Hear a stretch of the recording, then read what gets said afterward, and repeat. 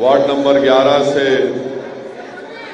दिलावर हुसैन साहब, ward number 12 से तैयब बादशाह साहब, वार्ड नंबर 16 से मोहतरमा शाकिरा बानो, वार्ड नंबर 27 से मोहतरमा सना बानो, वार्ड नंबर 29-29 से जनाब जिलानी बादशाह साहब, वार्ड नंबर 34 से जनाब नूर अहमद साहब।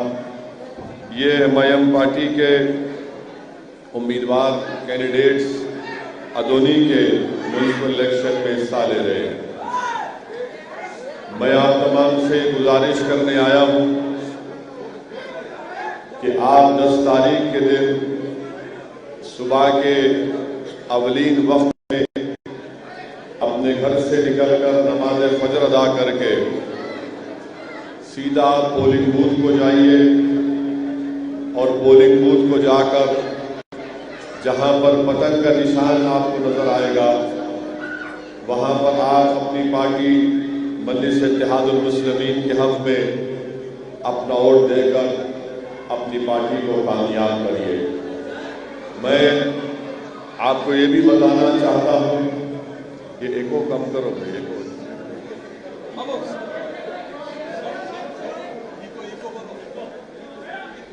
मैं आपको जुम्मे की नमाज के बाद कल होना कराने का प्रोग्राम था, मगर यहां के मुताल्लिका एमएलए,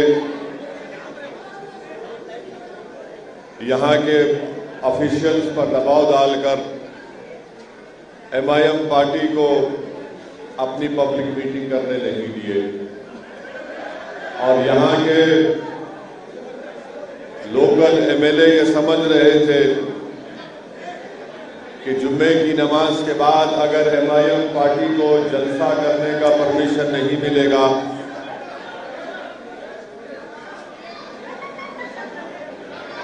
तो भाई साहब आप लोग बैठ जाइए ना, वो कैमरा वाले बैठ जाओ, पूरे बैठ जाओ, आप लोग भी बैठ जाओ।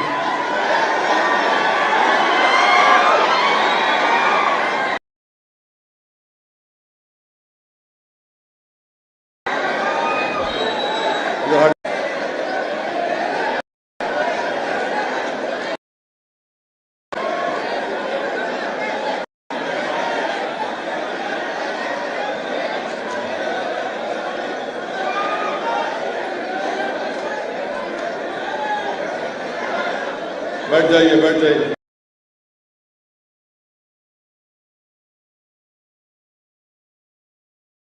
बैठो बैठो बैठो।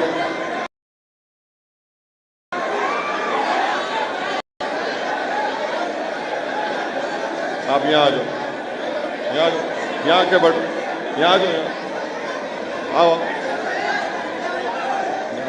यहाँ आ जाओ, बैठो तो यहाँ।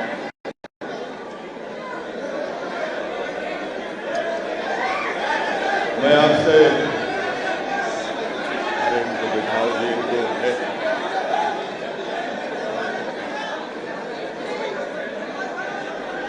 मैं आपको ये बता रहा था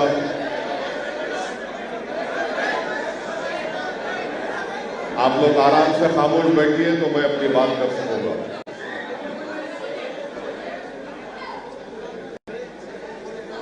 बैठ जाओ बाबू, बैठ।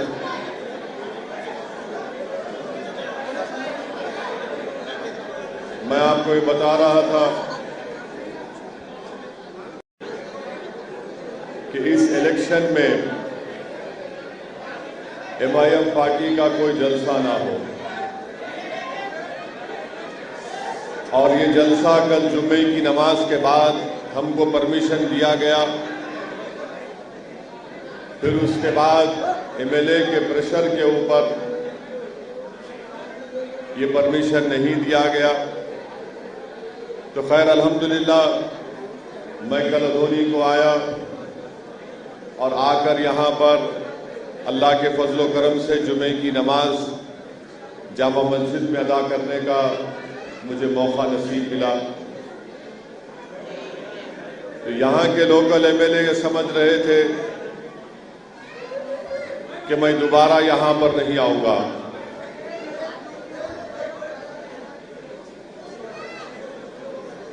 एक मिनट,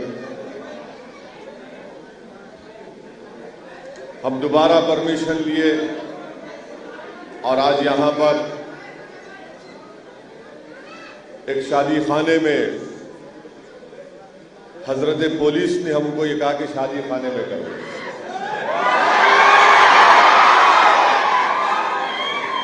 तो मैं पुलिस के लोगों से कहूंगा कि इंशाअल्लाह ताला जब 2023 में या 24 में जब असेंबली और पार्लियामेंट का इलेक्शन होगा और अगर जगन मोहन रेड्डी अधोनी को आए तो उनको भी शादी खाने में परमिशन देना है।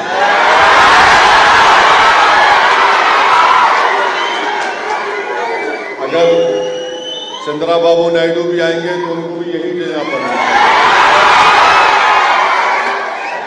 क्योंकि जगन मोहन रेड्डी में, चंद्राबाबू नायडू में, असदुद्दीन ओवैसी में कोई फर्क नहीं है, सब बराबर हैं।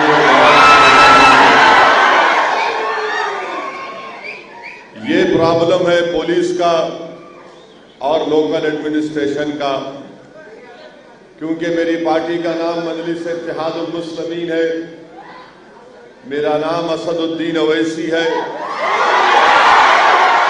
तो वो लोग ये समझते हैं कि अधोनी शहर में परमिशन नहीं देंगे, बाहर किसी एक शादी खाने में परमिशन देंगे। मैं इस बात को याद रखूंगा, इंशाअल्लाह मैं भूलने वाला नहीं हूं। और जब असेंबली का इलेक्शन होगा उस वक्त हम भी गवर्नमेंट से, इलेक्शन कमीशन से बोलेंगे कि अधोनी में किसी का भी मीटिंग नहीं होना, सबके अधोनी के बाहर जलसे हैं। और दूसरी बात यह है कि यहाँ के लोकल जो एमएलए हैं वो मुसलमानों को, दलित को ये कह रहे हैं कि आप इलेक्शन नहीं लड़ना, मैं मिनिस्टर बनाने वाला हूं। मैं जगन मोहन रेड्डी चीफ मिनिस्टर से पूछना चाह रहा हूं, क्या ऐसे बेकार आदमी को आप मिनिस्टर बनाएंगे?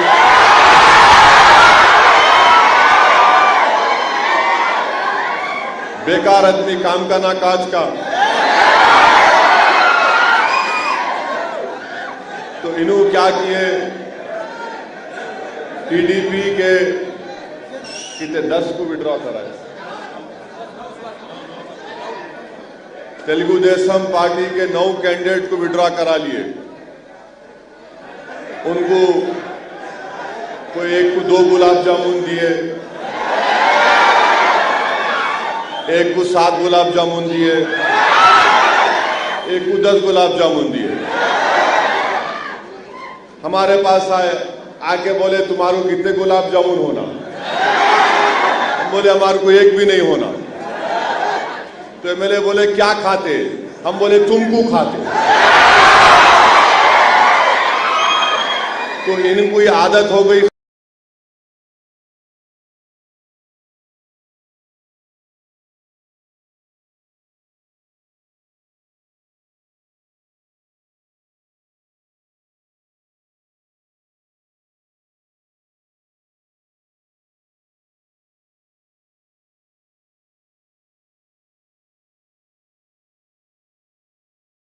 खरीदने की, ये समझते कि पैसे की ताकत पे सबको खरीद लेंगे, मगर याद रखो असदुद्दीन ओवैसी और मजलिस का कोई भी रुकन से वाईएसआरसीपी के पार्टी के लोगों से पूछना चाह रहे हैं कि जगन मोहन रेड्डी की गवर्नमेंट ने अधोनी में 200 लोहार की फैमिली है, 200 लोहार हमारे खानदान रहते हैं, उनको एक पैसा नहीं मिला 10,000 की लोन की स्कीम में। मैं जगन मोहन रेड्डी से पूछना चाह रहा हूं कि गवर्नमेंट ऑफ इंडिया की तरफ से एमएसडीपी का प्रोग्राम है, मल्टी सेक्टरल डेवलपमेंट प्रोग्राम, उसके तहत अधोनी में आईटीआई के लिए पैसे दिए गए, आईटीआई की बिल्डिंग बन गई। वाईएसआरसीपी गवर्नमेंट अधोनी में माइनॉरिटीज का आईटीआई का कॉलेज क्यों नहीं शुरू करती, परमिशन क्यों नहीं देती उसको? बिल्डिंग बन के तैयार है मगर उसको शुरू नहीं किया जाता। तीसरी बात यह है कि ईदगाह है, 25 साल से ईदगाह में नमाज नहीं पढ़ने दे रहे, ये सेकुलरिज्म है आपका। और यहां के वाईएसआरसीपी के एमएलए ये प्रोग्राम बना रहे कि ईदगाह को डिमोलिश करेंगे। मैं आंध्र प्रदेश के चीफ मिनिस्टर से अपील कर रहा हूं कि अधोनी की ईदगाह को डिमोलिश मत करो आप। अगर आप ईदगाह डिमोलिश करेंगे, अल्लाह आपकी पार्टी को, आपके पावर को डिमोलिश कर देगा। तीसरी बात यह है कि जामा मस्जिद के बाजू जो तरकारी की मार्केट है, वो तरकारी की मार्केट बनी, जामा मस्जिद जमीन लीज पर दिया था। अब यहां पर वाईएसआरसीपी के लोग उस तरकारी मार्केट को खत्म करके वहां पर पार्किंग लॉट बनाना चाह रहे। क्या अधोनी में गवर्नमेंट की जमीन नहीं है जगनमोहन रेड्डी साहब के, जहां पर आप पार्किंग लॉट बनाएं? हमारी मस्जिद के बाजू तरकारी की मार्केट को हटाकर पार्किंग लॉट बनाएंगे, ये कौन सी हिमाकत है? हम चीफ मिनिस्टर आंध्र प्रदेश से डिमांड करते हैं कि जामा मस्जिद के बाजू तरकारी मार्केट को नहीं हटाना, वहां पे पार्किंग लॉट नहीं बनना। पार्किंग लॉट बनाना है तो आप गवर्नमेंट की जमीन लेके बनाओ, तरकारी की मार्केट क्यों हटाएंगे आप? एक गरीब आकर वहां पर अपनी तरकारी को बेचता है, चाहे वो हिंदू हो, मुसलमान हो, दलित हो, आप तरकारी की मार्केट को हटाने की बात कर रहे हैं। चौथी बात यह है, मैं वाईएसआरसीपी पार्टी से पूछना चाहता हूं कि यहां पर अधोनी में उर्दू कॉलेज और स्कूल की बिल्डिंग, उर्दू कॉलेज और उर्दू स्कूल की बिल्डिंग 2019 में से तामीर हो रही, अब तक खत्म नहीं हुआ। अच्छा, ये शादी का दुल्हन का तोहफा एमएलए को लाके दिलाओ, बोलो ना। तेलुगु देशम के कैंडिडेट को विड्रा करा के किसको 3 गुलाब जामुन, 5 गुलाब जामुन, 10 गुलाब जामुन खिला रहे। आप माइनॉरिटी मुस्लिम बच्चियों को दुल्हन का तोहफा दो, आपकी गवर्नमेंट है, आपका चीफ मिनिस्टर जगनमोहन रेड्डी है, आप जाके लड़के दिलाओ, वो काम नहीं करेंगे। फिर वक्फ बोर्ड का चेयरमैन स्पेशल ऑफिसर तक भी नहीं है। और एक अहम बात कि यहां पर 4% रिजर्वेशन है। यकीनन 4% रिजर्वेशन देने में एमआईएम पार्टी का भी बहुत बड़ा रोल रहा। मैं पहले भी कहूं, आज भी कह रहा हूं कि उस वक्त के आंध्र प्रदेश में और अभी तेलंगाना में जो 4% रिजर्वेशन है आंध्रा तेलंगाना में, इसमें लेट वाईएसआर राजशेखर रेड्डी का बहुत बड़ा रोल था, इसको यकीनन मानना पड़ेगा। मगर अब जगनमोहन रेड्डी चीफ मिनिस्टर है, 4% रिजर्वेशन मुस्लिम माइनॉरिटी को है। आप बताइए कि कितनी नौकरियां मुसलमानों को दी आप 4% रिजर्वेशन में? चपरासी की नौकरी भी यहां पर मुस्लिम माइनॉरिटी को नहीं मिलती। इसीलिए हम गवर्नमेंट से पूछना चाहते हैं कि आप ये काम क्या करें, किस बुनियाद पर वाईएसआरसीपी अधोनी में अपने कैंडिडेट्स के लिए वोट देने का डिमांड करती है? अच्छा, इंटरमीडिएट उर्दू कॉलेज आपको चाहिए नहीं चाहिए, बोलो आप? कौन रोक रहे उसको? जो गुलाब जामुन खिलाए तेलुगु देशम को नहीं रोक रहे। 2 गुलाब जामुन, 10 गुलाब जामुन खिलाए, इंटरमीडिएट उर्दू कॉलेज क्यों सैंक्शन नहीं करते? मगर लोकल यहां पे वाईएसआरसीपी के लोग उसको रोक रहे। अच्छा, गर्ल्स हॉस्टल की बिल्डिंग है, 2nd फ्लोर का काम खत्म ही नहीं होता, चल रहे से चल रहा, चल रहे से चल रहा, कब खत्म होता नहीं मालूम, 10 साल में या 5 साल में। और फिर शाही ईदगाह है, 270 साल पुरानी शाही ईदगाह है, 2 साल पहले बारिश में डैमेज हो गया। ये वाईएसआरसीपी की गवर्नमेंट क्यों नहीं उसको कंस्ट्रक्ट करी? तेलुगु देशम के आप कैंडिडेट को गुलाब जामुन देके विड्रॉ कर लिए। हमारी 270 साल पुरानी ईदगाह बारिश में खराब हो गई, उसको आप डैमेज हो गई, उसको नहीं करते। हमारे को कब्रिस्तान की जमीन होना है, कब्रिस्तान की जमीन नहीं देते, तरकारी मार्केट की जमीन लेके पार्किंग लॉट बनाना चाहते। ये कौन सा इंसाफ है वाईएसआरसीपी का? हमारी तरकारी की मार्केट की जमीन जामा मस्जिद की, वहां पार्किंग लॉट बनाएंगे, मगर गिरेबियाट की जमीन गवर्नमेंट से नहीं देंगे। तो इसीलिए शादी महल फाउंडेशन डाल तो दिए वाईएसआरसीपी वाले, खाली पत्थर लगा दिए फाउंडेशन, मगर कुछ दिखता ही नहीं वहां पे, बनता ही नहीं वहां पे। तो इसीलिए मेरी आप तमाम से गुजारिश है कि 10 तारीख के दिन आप अपना एक वोट मजलिस-ए-इत्तेहादुल मुस्लिमीन के हक में इस्तेमाल करिए। 10 तारीख के दिन निकलकर मजलिस के पूरे कैंडिडेट्स को आप कामयाब करिए। क्यों कामयाब करना? आपके सामने रखा हूं कि ये प्रॉब्लम है, ये प्रॉब्लम को हल करना है। दूसरा, आपने 5 साल पहले एमआईएम के कैंडिडेट्स को वोट देकर कामयाब किया। अल्हम्दुलिल्लाह बहुत से हमारे कैंडिडेट्स ने अपने अपने वार्ड में बहुत काम करा है डेवलपमेंट के, उसकी बुनियाद पर आपको वोट देना है।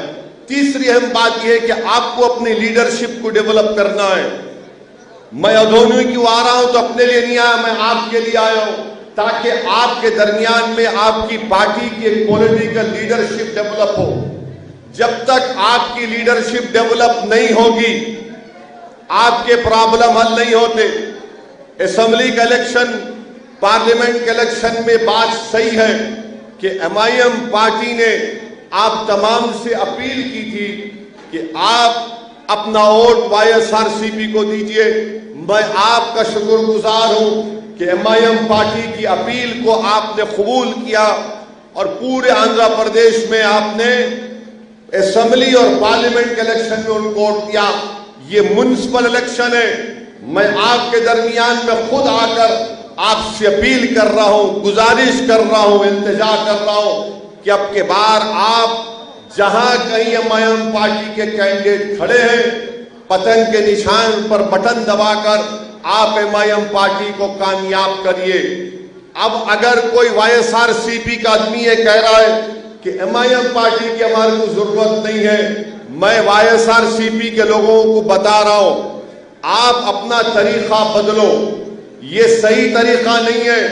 अगर मैं आज म्युनिसिपल इलेक्शन लड़ रहा हूं, अगर इसी तरह से आप एमआईएम पार्टी के लोगों को डराएंगे, यहां पर माइनॉरिटीज का काम नहीं करेंगे, यहां पर आईटीआई की बिल्डिंग का परमिशन नहीं दिलाएंगे, तरकारी मार्केट को हटाकर वहां पर पार्किंग लॉट बनाएंगे, डिग्री स्कूल और कॉलेज नहीं बनाएंगे, तो इंशाअल्लाह ताला एमएलए साहब दिल में बात याद रख लो, कल असेंबली का इलेक्शन होगा, देखते देखते 3 साल आएंगे, मैं यहां से एमआईएम पार्टी के कैंडिडेट को खड़ा करूंगा और तुम्हारे खिलाफ इलेक्शन लड़ाएंगे।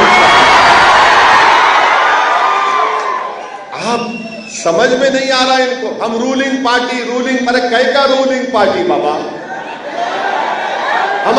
हमारा मुख्यमंत्री, हमारी पार्टी रूल कर रही। अरे तुम रूल नहीं कर रहे, अल्लाह रूल कर रहा जमीन व आसमान पे। जितने रूल करते सब चले जाएंगे, दुनिया में रहेंगी खाली शाही, तो अल्लाह की हुकूमत रहेगी। हम रूलिंग पार्टी, अरे क्या करते रूलिंग पार्टी रहेगी? इंदिरा गांधी भी प्राइम मिनिस्टर थी, राजीव गांधी भी थे, पंडित नेहरू भी थे, लाल बहादुर शास्त्री भी थे, राजशेखर रेड्डी भी थे, एनटी रामाराव भी थे, किरण कुमार रेड्डी भी थे, रोशैया थे, सब थे, सबको जाना है। इतना गुरूर क्या तुम रूलिंग है, क्या तुम खुदा है? इंसान है तुम। हम वोट डाले बोल के तुम जीते, नहीं तो तुम घर पे बैठते थे। आप डाले ना वोट असेंबली में इसको। कितने लोग असेंबली इलेक्शन में वाईएसआर को वोट डाले? हाथ उठाओ। तुम पार्लियामेंट में बीजेपी को वोट डाले, इनको डाले ना। अब के बार किसको वोट देंगे आप? जोर से बोलो, जोर से बोलो। सुन लिए एमएलए साहब, आपके गुलाब जामुन का असर वो तेलुगु देशम पे होता, हम पे नहीं होता। तेलुगु देशम पे इसलिए होता कि नायडू अपने ससुरे को धोखा दिए थे, तो धोखा देना उनकी तबीयत में। हम लोग धोखा नहीं देते, किससे वादा करे तो अपनी जान को गंवा देते, अपने वादे को निभाते। तो मेरी आप तमाम से ये इल्तिजा है, गुजारिश है कि 10 तारीख को अपनी पार्टी को मजबूत करिए, अपनी पार्टी की लीडरशिप को बनाइए।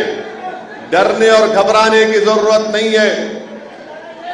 सेकुलरिज्म के नाम पर सब वोट लेते, और जब मजलिस इलेक्शन लड़ती बोले जो कम्युनल है, मजलिस कम्युनल पार्टी है। अरे मजलिस कम्युनल पार्टी कहां से हुई बताओ? क्या ये बात सच नहीं है? आप ईमानदारी से मेरी बात सुनो। आप जब कांग्रेस की हुकूमत थी तो हमेशा क्या बोलते थे कि रेड्डियों का राज है, बोलते थे ना। तेलुगु देशम की गवर्नमेंट बनी तो बोलते कम्माओं का राज है। अब वाईएसआरसीपी गवर्नमेंट बनी तो बोले पूरे रेड्डिया मोरे हमारी पार्टी आ गई। टीडीपी चले गई तो कम्मा लोग बोल रहे चले गए हम लोग। अब ये दलित, मुसलमान, आदिवासी क्या करना? इनके पीछे पड़े रहना। टीडीपी आई, टीडीपी के पीछे, वाईएसआर आई, वाईएसआरसीपी इनके पीछे। मैं आपको बता रहा हूं कि किसी के पीछे जाने की जरूरत नहीं है। आपको सिर्फ हिम्मत की जरूरत है। आप हिम्मत से काम लो, अपनी पार्टी को पूरे आंध्र प्रदेश में मजबूत करो। ये पूरे पार्टियां आपके पीछे आके बोलेंगे अन्ना तमुडू हमारा साथ दो। आपको सिर्फ हिम्मत से काम लेना, सिर्फ हिम्मत से काम लेना है, मुत्तहिद होना है। आप देखो कि आपको अपनी पॉलिटिकल लीडरशिप बनाना है। आंध्र प्रदेश में आपकी पॉलिटिकल लीडरशिप की बहुत बड़ी जरूरत है। वाईएसआर सीपी हो, तेलुगु देशम हो, या वो मर गई सो कांग्रेस हो, ये हमारे लीडर नहीं बन सकते। आपका लीडर मजलिस से निकलेगा।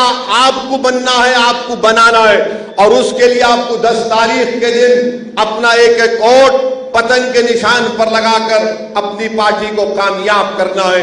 जो लोग एमआईएम पार्टी को,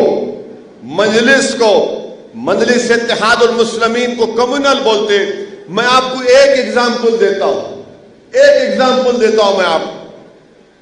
महाराष्ट्र में कांग्रेस, शिवसेना और राष्ट्रवादी कांग्रेस की हुकूमत, 3 की पार्टी है ना, मालूम ना आपको।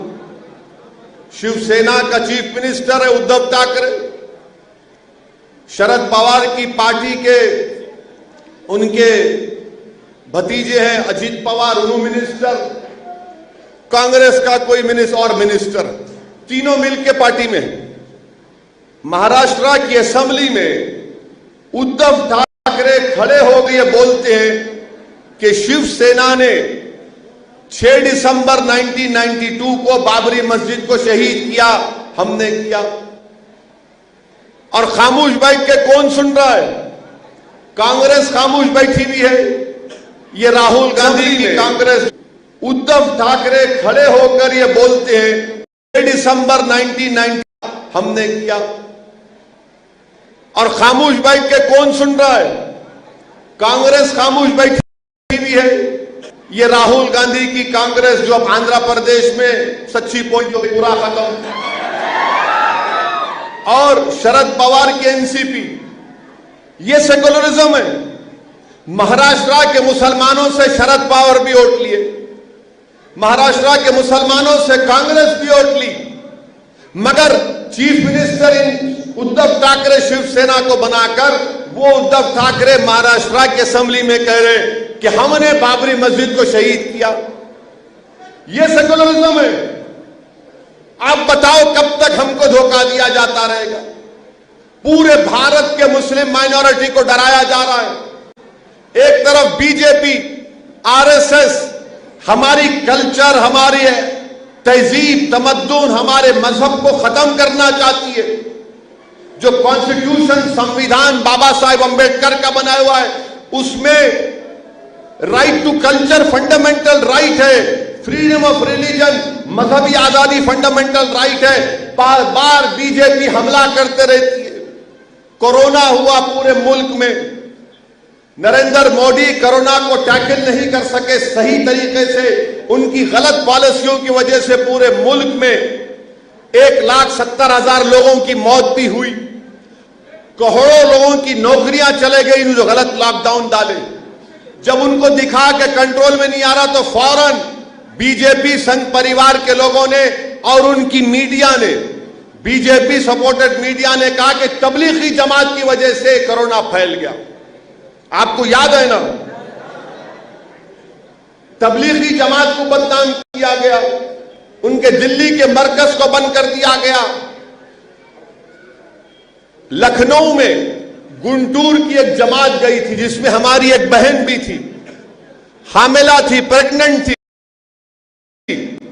ले जाकर बंद करके रख दिया गया किसी कॉलेज की बिल्डिंग में। और जब वो बच्ची को, हमारी बेटी को प्रेगनेंसी का टाइम आया तो वहां के लोगों ने कहा कि भाई इसको अस्पताल लेके जाओ, हॉस्पिटल लेके जाओ। देर कर दी योगी हुकूमत ने और हमारी बहन ने अपने बच्चे को खो दिया, मिसकैरेज हो गया। फिर एक तबलीगी जमात का आदमी, मेरे ख्याल से हिमाचल प्रदेश या उत्तरांचल, कोई दो में से एक स्टेट का था, इतना उसको तंग करे तेरी वजह से कोरोना आया, कोरोना, वो बेचारा बेजार होकर खुदकुशी कर लिया। पूरे मीडिया तबलीगी जमात को, मुसलमान को, इस्लाम को गालियां दिए। कौन उठ के खड़े होकर बोला कि नहीं, कोरोना तबलीगी जमात की वजह से नहीं फैल रहा, ये तो दुनिया में हर जगह फैल रहा है। मंजलिस ही थी जिसने टीवी चैनल में जाकर, मंजलिस ही थी जिसने जलसों के जरिए हमने कहा हम इसका कंडेम करते। बीमारी का कोई मजहब नहीं होता। क्या डायबिटिक्स मुसलमानों में है, दूसरों में नहीं है? ब्लड प्रेशर क्या खाली मुसलमानों में, दूसरों में नहीं है? हार्ट की बीमारी, किडनी की, सब में होती है। मगर ये बीजेपी ने कह दिया कि कोरोना तबलीगी जमात मुसलमानों से फैल गया। मंजलिस ही थी जिसने कहा कि बीमारी का कोई मजहब नहीं होता, मगर बीजेपी और आरएसएस के लोगों ने कह दिया कि कोरोना ने कलमा पढ़ लिया, अशहदु अल्ला इलाहा इल्लल्लाह व अशहदु अन्ना मुहम्मद रसूलुल्लाह। कोरोना को इस्लाम से जोड़ दिया।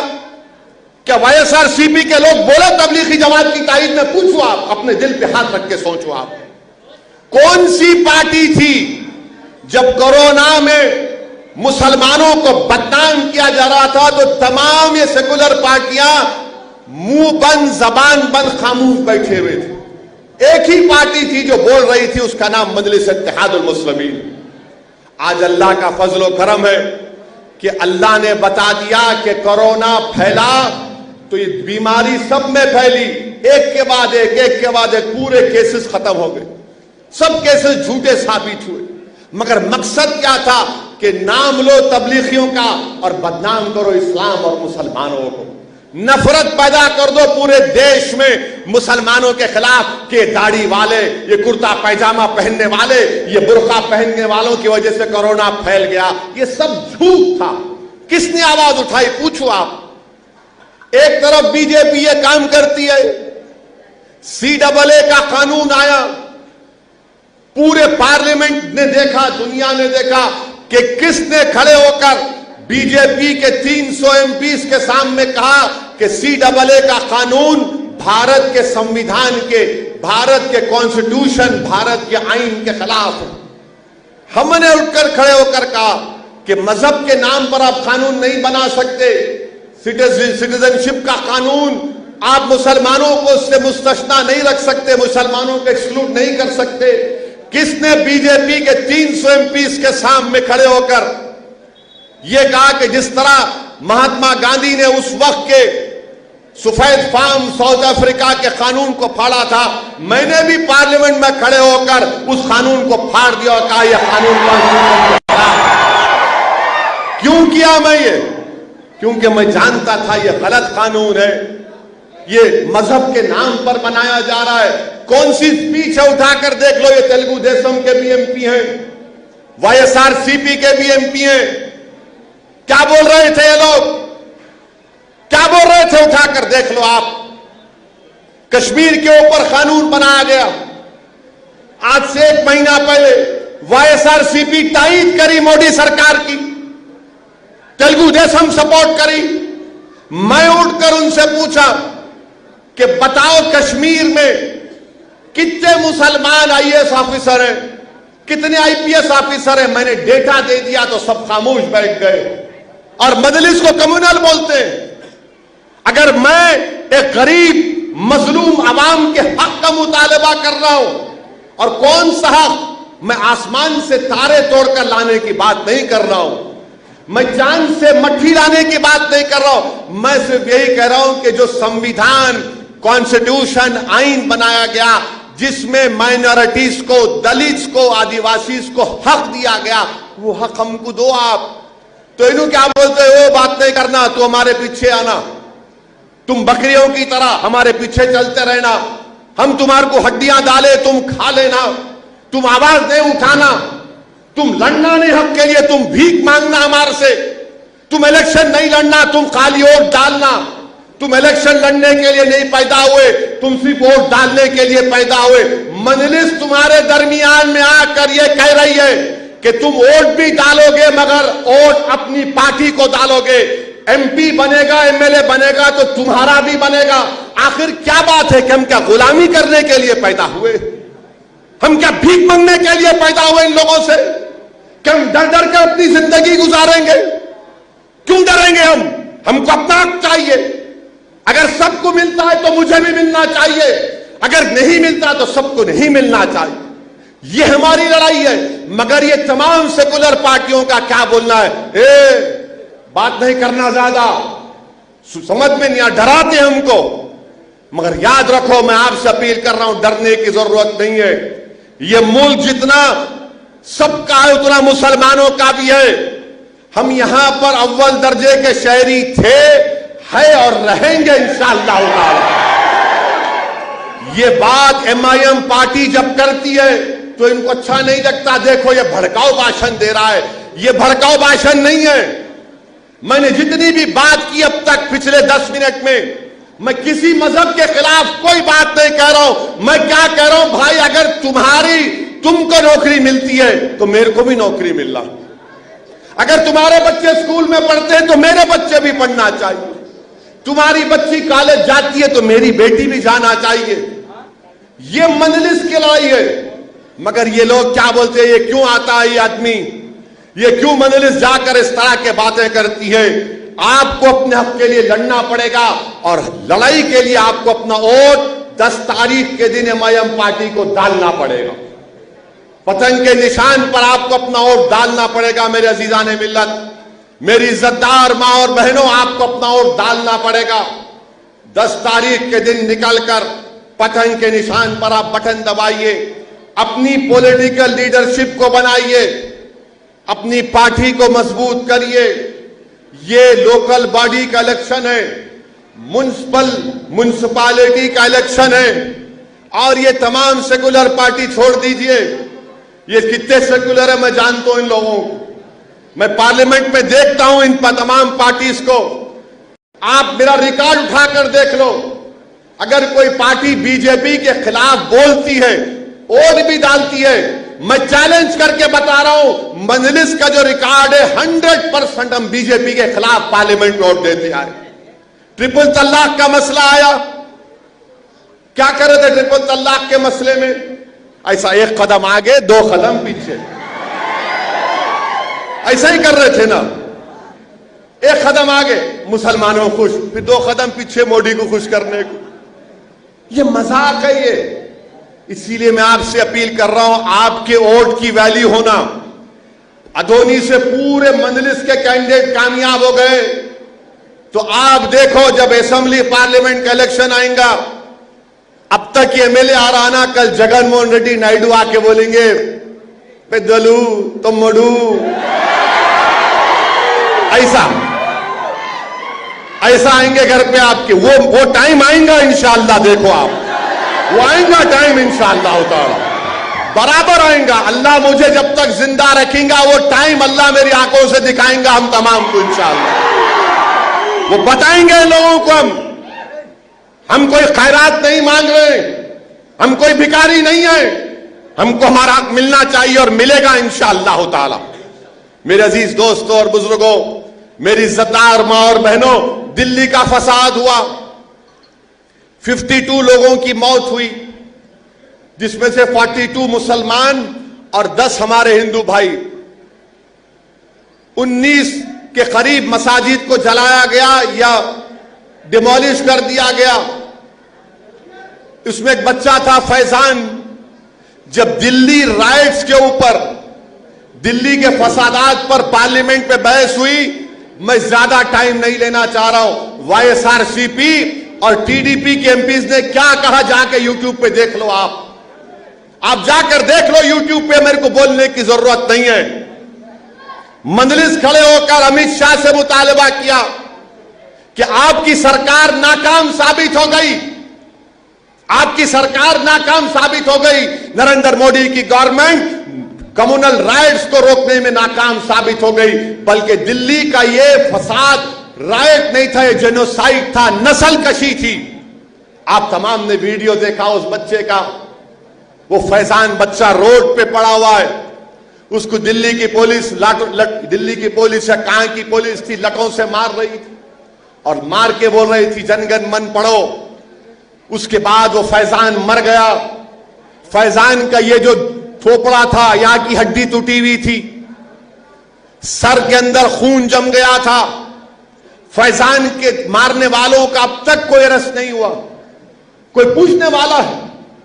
पूछो इन लोगों से, सेकुलर पार्टी है ना, बोलो बोलो फैजान के बारे में। बोलेंगे हमको क्या करना है, वहां दिल्ली में हुआ, आंध्र प्रदेश में हुआ क्या?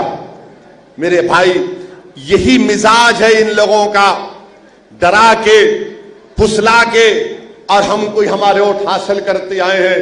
अब म्युनिसिपल इलेक्शन भी आया तो मंजलिस को रोकने की कोशिश कर रहे हैं, मगर मुझे यकीन है कि इंशाअल्लाह ताला जहां कहीं भी आंध्र प्रदेश में एमआईएम पार्टी के कैंडिडेट्स होंगे, मेरी आपसे गुजारिश है कि आप पतंग के निशान पर वोट दीजिए। अब बीजेपी के बारे में क्या बोल सकते हैं?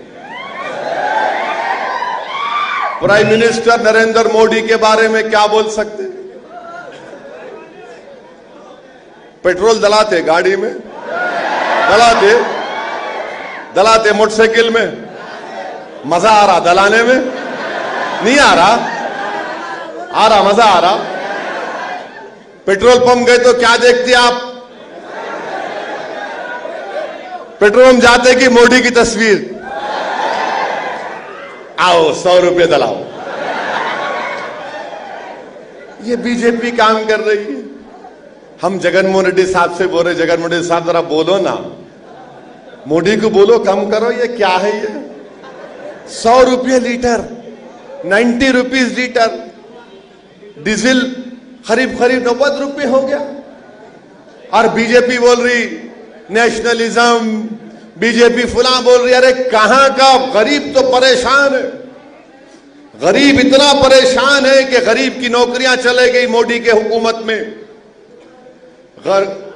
नौकरियां बच्चों को नहीं मिलती है, किसान परेशान है, आदिवासी परेशान है, दलित परेशान है, ये सब लोग परेशान है। ये देख रहे हैं कि अक्सरियती तबके की जमहूरियत, majoritarian form of democracy Bharat में मुसल्लत की जा रही है।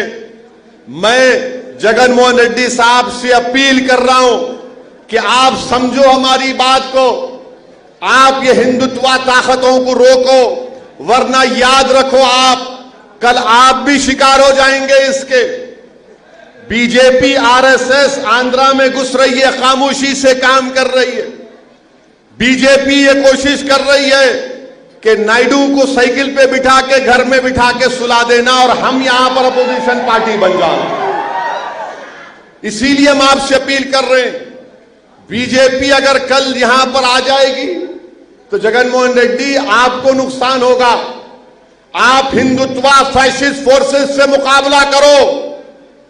जिस तरह राजशेखर रेड्डी ने कम्युनिज्म पर कोई कॉम्प्रोमाइज नहीं किया था। मैं एमएलए था 1999 में, राजशेखर रेड्डी कांग्रेस के लीडर ऑफ अपोजिशन थे। मैंने करीब से देखा वाईएसआर को कि कैसे राजशेखर रेड्डी ने कभी भी फाशिज्म और कम्युनिज्म पर कोई कॉम्प्रोमाइज नहीं किया था। और मुझे उस बात का फक्र है, मैं कह रहा हूं आपको, मैंने देखा था वाईएसआर राजशेखर रेड्डी को। हम जगनमोहन रेड्डी से यही कह रहे हैं, आप चीफ मिनिस्टर हैं, अगर आप ये हिंदुत्व फोर्सेस को नहीं रोकेंगे आंध्र प्रदेश में, मैं नहीं कह रहा हूं, ये आंध्र प्रदेश की पुलिस बोली ना कि टेंपल्स पे जो हमला हुआ उसमें पूरे कौन थे? क्या कर रहे हो लोग आप फिर? या एमएलए उनको गुलाब जामुन खिला रहा क्या? कितने खिला रहे भाई? तू 2 खिलाया, 3 खिलाया उनको? समझो बात को आप। ये लोग ऐसा ही कर करके पूरा माहौल को खराब करते। अगर आप अब नहीं उठेंगे, अब नहीं समझेंगे तो फिर मुश्किल हो जाएगी। अब फिर देखो आप, विशाखापट्टनम स्टील प्लांट 1000 एकड़ जमीन है उसकी कीमत खुद 1 लाख करोड़ की जमीनों की नरेंद्र मोदी प्राइवेटाइज कर दिए।